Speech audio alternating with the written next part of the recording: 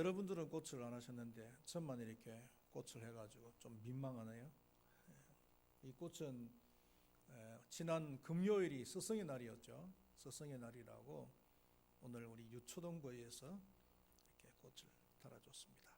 우리 유초동부에게 다시 한번 감사의 말씀을 드리겠습니다. 오늘은 설교를 시작하면서 먼저 여러분들에게 질문을 한 가지 해보겠습니다. 개인적으로는 안 물을 테니까 숨지 마시고,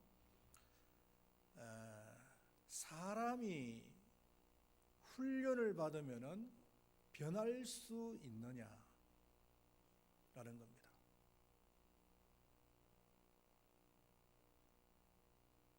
변하긴 변하는 것 같은데 변하는 것이 아니고 변하는 척 하는 것은 아닌가. 변하는 척 하고 있다가 결정적인 순간에 자기의 옛날 모습을 드러내버리는 이런 사람들이 많이 있고요. 또 어떤 사람은 변하지 않는다. 근본적으로 변하지 않으니까 뭐 제자 훈련 이런 거 할 필요 없다. 그냥 죄인인 상태로 살다가 하나님의 은혜로 천국 들어가는 거지 변하기는 뭘 변해. 이렇게 말을 하는 사람도 있습니다. 여러분들 생각은 어떤지 모르겠습니다만 제 생각은요, 오랫동안 목회를 하면서 사람들을 대본 그 결과로는 변할 수 있다라는 겁니다. 훈련을 통해서 사람은 변할 수는 있지만 그러나 쉽게 변하지는 않는다라는 거예요. 어떻게 하면 변화가 되어지는가? 죽을 만치 훈련을 받든지 아니면은 누가 죽든지 해야 사람이 변해요. 저도 지금까지 제자 훈련을 한다고 하면서 지금까지 왔는데 제가 실수한 것 중에 한 가지가 뭐냐면은 처음에는 제자 훈련을 정말 죽도록 힘들게 했습니다. 아시잖아요. 제자 훈련을 받다가 병원에 입원을 했는데 입원실에 가가지고 병실에 가서 2시간씩 3시간씩 그 병실에서 제자 훈련을 했다니까요. 그러니까 같은 병실에 있는 환자들이 막 화가 나가지고 쫓겨났어요, 병실에서. 그렇다고 해서 또 멈출 수가 없어가지고 병원 저 복도 끝에 모여가지고 거기 앉아가지고 또 제자훈련을 마저 하고 이렇게 왔을 정도로 죽을 만치 제자훈련을 했지요. 그랬더니 중간쯤 되니까 그 훈련을 받는 분들이 너무 힘들다는 거예요, 제자훈련. 그래서 너무 힘들어서 제자훈련을 못 받겠다. 이래가지고 조금 끈을 늦췄어요. 그러니까 조금 더 덜 힘들게 이제 제자훈련을 한 거죠. 그게 결정적인 실수였던 것 같아요. 그런 식으로 제자훈련을 하니까 사람은 변화가 안 되는데 변화되지 않는 제자훈련이 무슨 필요가 있느냐.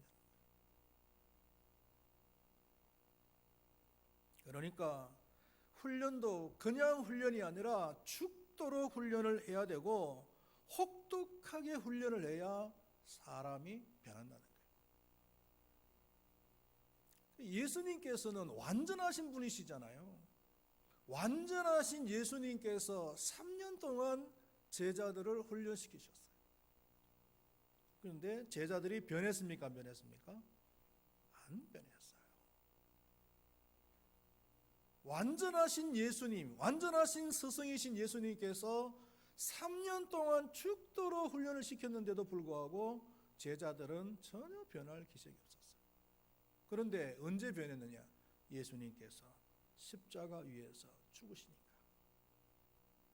예수님이 죽고 나시니까 그때서야 제자들이 변하더라는 거예요.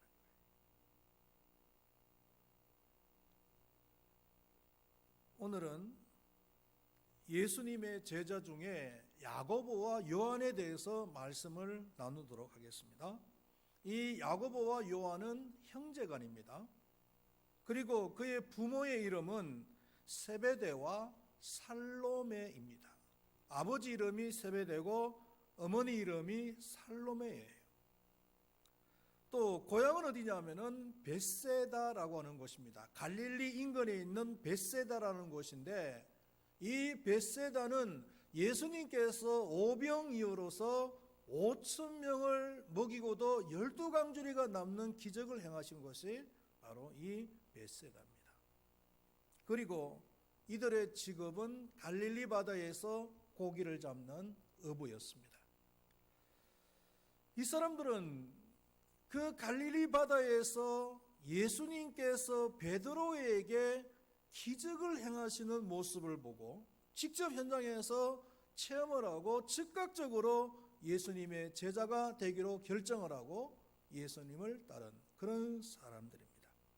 자, 그런데 이 야고보와 요한의 인격, 한번 초창기에 이들의 인격을 한번 우리가 살펴보도록 하겠습니다.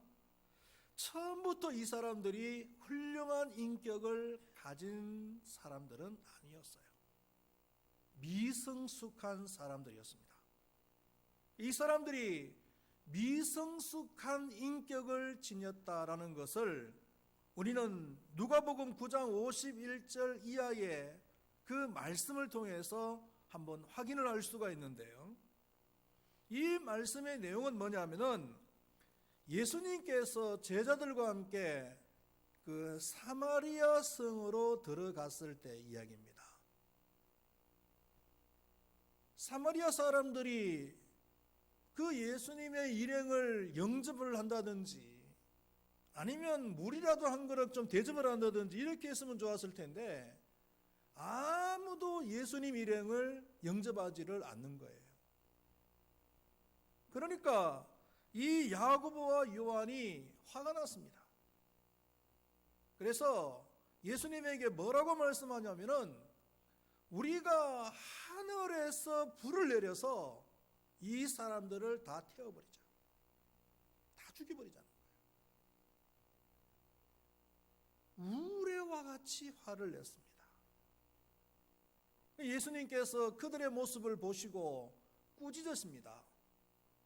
그리고는 그 두 사람에게 별명을 지어주시는데 그 별명이 뭐냐 하면은 보아느게.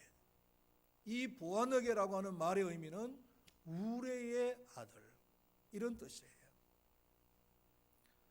이 사건에서 볼 수 있듯이 이 사람들의 인격은 첫 번째로는 굉장히 성격이 급하다는 것을 알게 됩니다.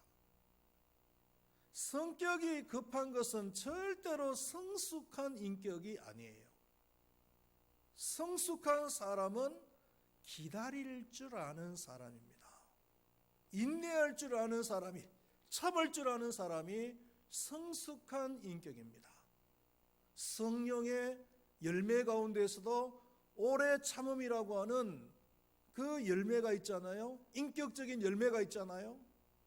정말 예수님을 제대로 잘 믿고 성령에 충만한 사람들은 오래 참을 줄 안다는 거예요. 그리고 이 사람들은 사랑이 부족한 사람들이었습니다. 자신들을 영접하지 않는다고 해서 하늘에서 불을 내려서 참혹하게 죽여버리자는 거예요. 사마리아 사람들이 예수님의 일행을 영접하지 않았던 그 나름대로의 이유가 있을 수도 있잖아요.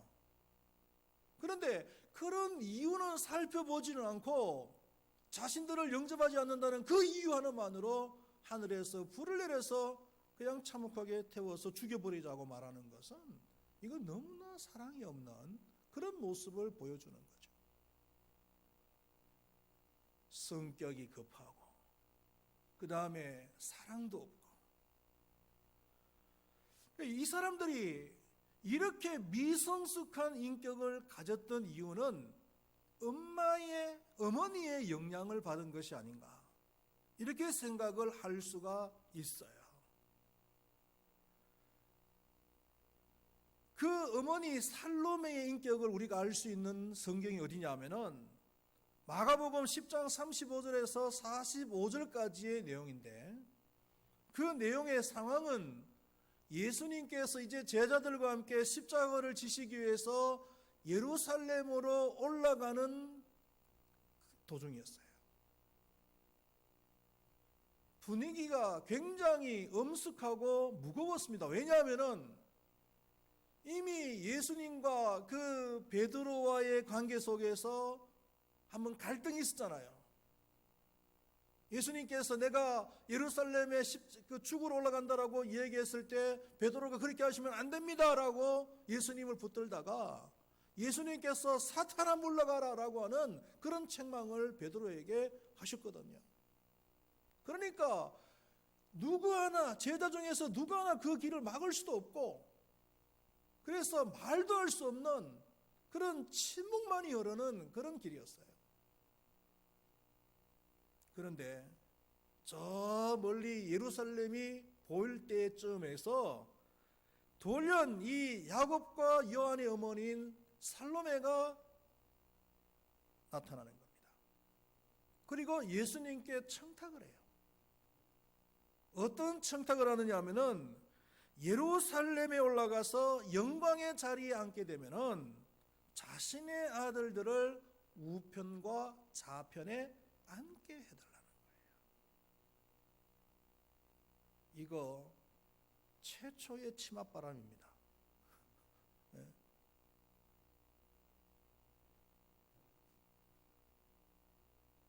그러니까 상황을 보니까 예수님께서 예루살렘으로 올라가시고 영광의 자리에 앉게 되면은 이제 뭔가 그 농공 행상을 해야 되잖아요. 그래서 다른 제자들에게 선수를 빼앗기면 안 되니까 이 기회를 놓치면 안 된다라고 생각을 하고 재빨리 예수님께 자신의 그 아들들을 부탁을 한 거죠. 이런 무겁고 엄숙한 분위기 속에서 그 시대적인 상황으로 봤을 때 여자가 나타나서 이런 돌출적인 행동을 한다는 것은 아마 이 살로메라고 하는 여인의 성격이 보통이 아니다 라는 것을 우리는 느낄 수 있는 거예요. 굉장히 이기적이잖아요. 굉장히 미성숙하잖아요. 정말 성숙한 그런 어머니였더라면은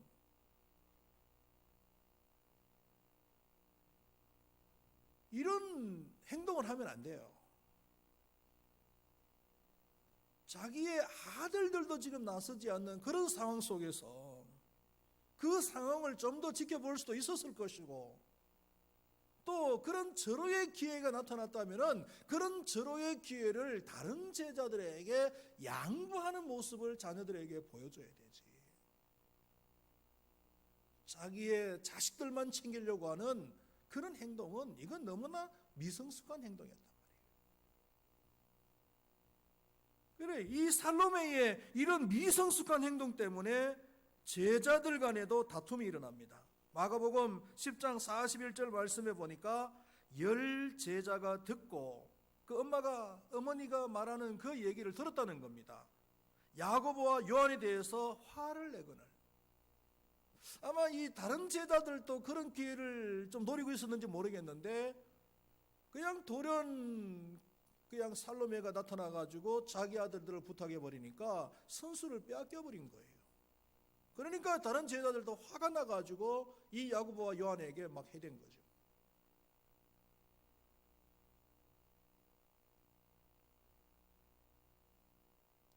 어른답지 않는 어른, 또 나이만 먹은 어른. 우리 시대의 문제가 뭡니까, 여러분? 우리 시대의 문제가 어른 같은 어른이 없다는 거예요. 우리 정계에도 마찬가지입니다. 과거에 삼김 이런 그 정치인들 그냥 말 한마디만 하면은 모든 사람들이 따를 수 있고, 연설 한 번만 하면은 그 분위기, 청중들의 분위기를 완전히 바꿀 수 있는 이런 어른 같은 정치인이 지금 우리 시대에 없다라는 것이 이 문제죠.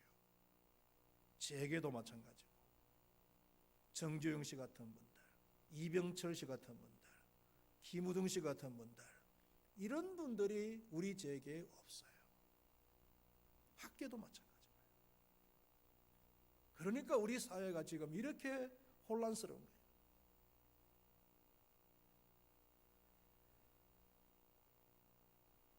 야고보와 요한은 이런 이기적인 미성숙한 어머니의 영향을 받아서 너무나 이기적이고 그 다음에 급한 그런 성격을 가지고 있었단 말이에요. 우리가 알아야 될 것은 뭐냐면은 자녀들의 인격은요, 부모님의 인격을 닮습니다. 특별히 그 어머니의 인격을 닮는 거예요. 바울이 제자 디모데의 훌륭한 인격을 칭찬하면서 이렇게 이야기합니다. 너에게 거짓이 없는 그런 신앙의 인격이 있는데 이것은 먼저 네 외조모 로이스와 내 어머니 유니게 속에 있더니 내 속에도 있는 줄을 확신하노라. 이렇게 얘기를 합니다. 그러니까 이 디모데에게 있는 그런 순수하고 정직한 그 신앙의 인격은 어머니 유니게와 그리고 외할머니 로이스를 통한 것이다.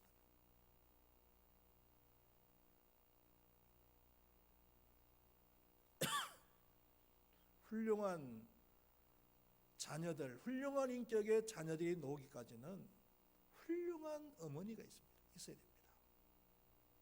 주의 말씀과 훈계로 잘 양육하고 정말 눈물의 기도가 있을 때에 그 훌륭한 인격의 자녀들이 나오는 거예요.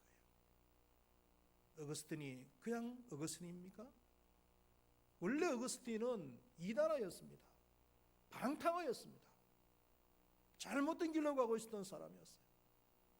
그러나 그 뒤에 눈물의 기도를 하고 있었던 그 어머니 모니카가 있었잖아요. 모니카가 끊임없이 아들을 위해서 눈물로 기도했을 때 결국 방탕하고 이단이었던 그 아들이 돌아와서 중세 최고의 교부가 되는 거예요.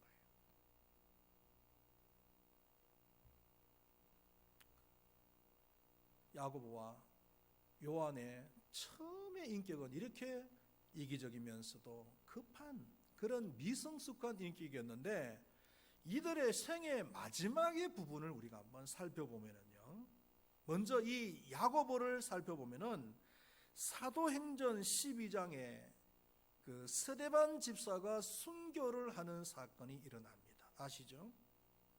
그리고 이어서 예루살렘에는 대대적인 박해가 일어나요.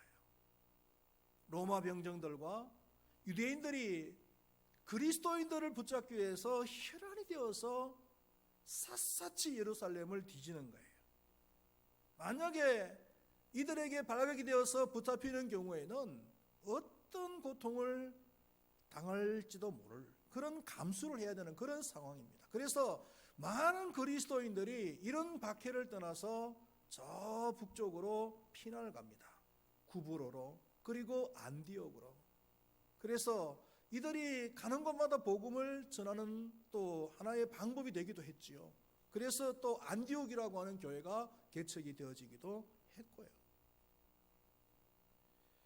그러나 이 야고보는요, 그 위험한 예루살렘을 떠나지 않는 겁니다. 예루살렘을 떠나지 않고 교회와 성도들을 지키다가 결국은 순교를 해요.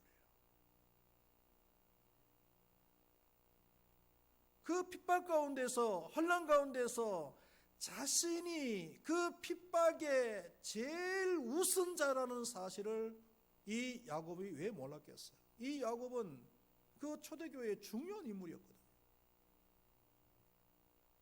도망갈 기회도 얼마든지 있었어요. 그렇지만 야곱은 도망가는 방법을 선택하지 않고 예루살렘에 남았어요. 교회를 지켰어요.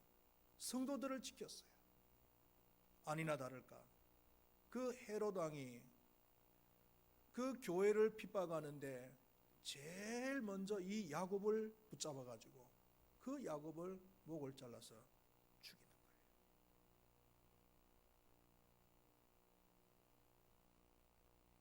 순교라는 거는요, 주님을 위해서 우리 성도들이 할 수 있는 최선의 죽음이에요. 가장 아름답고 가장 숭고한 죽음이에요.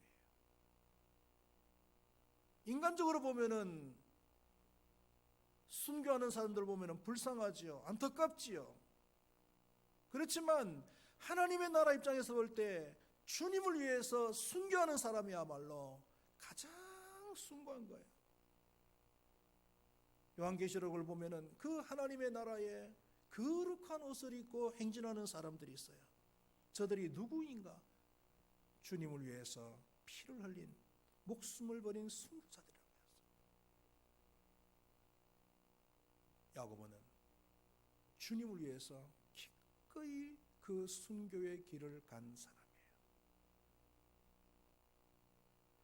그 다음에 이 요한에 대해서 살펴보면은 요한은 12제자 가운데서 가장 오래 사는 사람입니다. 유명한 그 기독교 박해자인 도미티안 황제라고, 이 도미티안 황제 때에 붙잡혀서 반모섬의 유배를 갔다가 그 반모섬에서 죽은 사람이 바로 이 요한입니다. 그의 생애 마지막에 기록한 성경이 요한 1서, 2서, 3서인데요. 그 요한 1, 2, 3서의 내용을 보면은 사랑의 편지라고, 사랑의 서신이라고 할 정도로 사랑의 내용들이 가득 차 있어요. 사랑하는 자들아, 우리가 서로 사랑하자. 사랑은 하나님께 속한 것이니 사랑하는 자마다 하나님으로부터 나서 하나님을 알고 사랑하지 아니하는 자는 하나님을 알지 못하나니 이는 하나님은 사랑이심이라. 요한일서 4장 7절에서 8절까지입니다. 사랑하는 자들아, 하나님이 이같이 우리를 사랑하셨은즉 우리도 서로 사랑하는 것이 마땅하도다. 요한일서 4장 11절 말씀이에요. 자녀들아, 우리가 말과 혀로만 사랑하지 말고 행함과 진실함으로 하자. 요한일서 3장 18절 말씀. 이 밖에도 그 사랑에 관한 메시지가 주옥같이 많아요. 이런 사랑의 메시지가 우리의 마음을 감동시키고 때로는 부끄럽기도 만들지요. 말과 혀로만 사랑하지 말고 행함과 진실함으로 사랑을 해야 된다. 우리는 얼마나 말로만 사랑합니까? 말로는 뭘 못해요?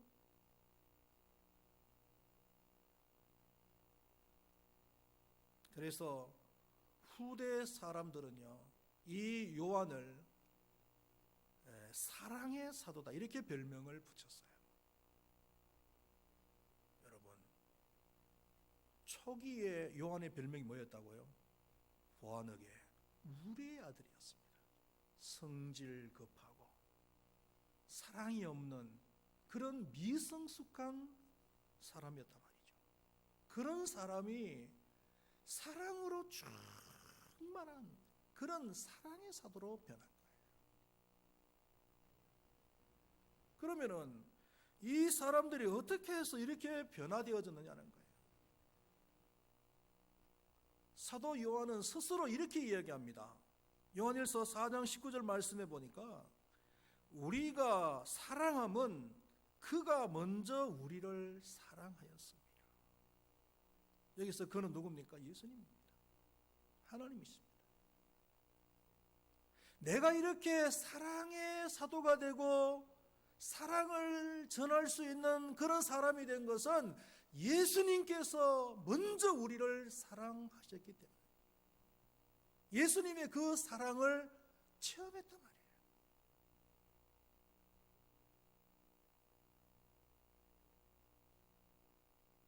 예수님께서는요, 실제로 이렇게 허물이 많고 미성숙한 이 야곱과 요한에게 사랑을 경험하게 해주기 위해서 많은 노력을 하신 거더라고요. 먼저는 12명의 제자들 가운데서도 특별히 이 야곱과 요한을 예수님께서 가시는 곳마다 다 데리고 다니셨어요. 변화산에 올라갈 때, 변화산에 올라가서 아주 그 신비한 경험을 하잖아요. 그 변화산에 올라갈 때 누구를 데려가셨습니까? 12명의 제자 가운데서 3명의 제자만 데리고 올라갔습니다. 누구예요? 베드로와 야곱과 요한. 요 세 사람만 데려간 거예요. 또 겟세마네 동산에 올라가서 기도하실 때도 12명의 제자 가운데서 요 3명의 제자들만 데리고 올라갔어요. 나머지는 밑에서 기도하도록 만들고 그 3명의 제자들만 올라가서 같이 기도하셨단 말이에요.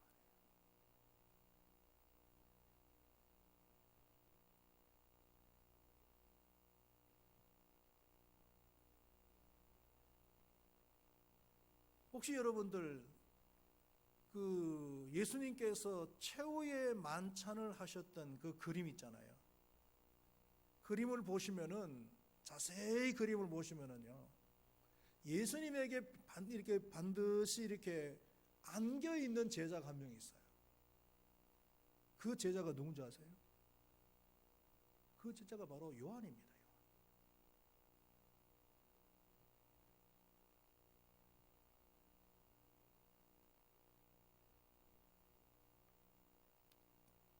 특별하게 사랑을 베풀어 주신 거예요. 그리고는요, 마지막에는 그들을 위해서 예수님께서 십자가에서 죽어주신 거죠.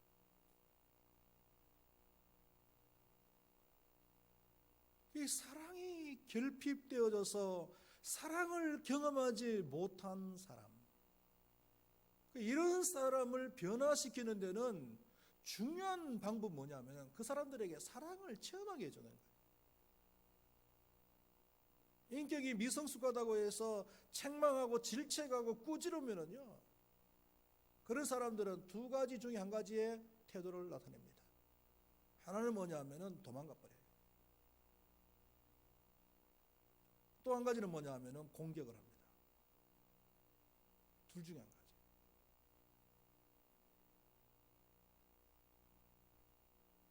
안 변합니다. 꾸짖어서는, 책망해서는 절대로 변하지 않아요.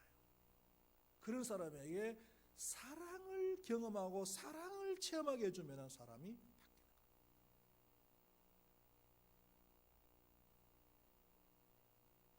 예수님의 사랑을 경험했던, 가장 가까이서 경험했던 이 야곱과 요한은 변화되어졌습니다. 그래서 야곱은 가장 숭고한 죽음, 주님을 위해서 최고의 사랑을 표현할 수 있는 그 순교를 했고, 요한은 마지막에는 사도의 사도로서, 사랑의 사도로서 변화되어지는 그런 모습을 우리에게 나타내 준 겁니다. 사랑하시는 우리 큰바위교회 모든 성도님들이죠, 주님의 사랑을 경험하시기를 바라겠습니다. 교회 와서 뭐 사람들 만나가지고 얘기하고 뭐 이런 것도 중요하지만 그렇게 해가지고는 사람이 변화가 안 된다는 거예요. 말씀을 통해서, 기도를 통해서 주님의 그 사랑을 몸소 체험할 때에 우리는 변화되어집니다.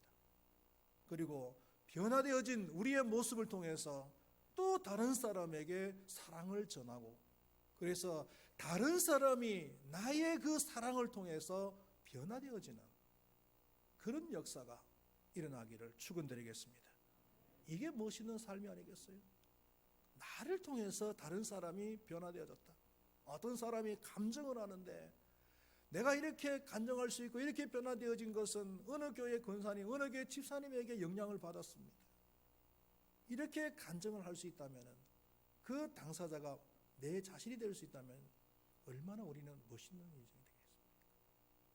오늘 야고보와 요한처럼 예수님의 큰 사랑을 경험하고 변화되어져서 하나님의 나라의 위대한 인물로 쓰임받을 수 있는 우리 큰바위교회 모든 성도님들이 될 수 있기를 축원드리겠습니다.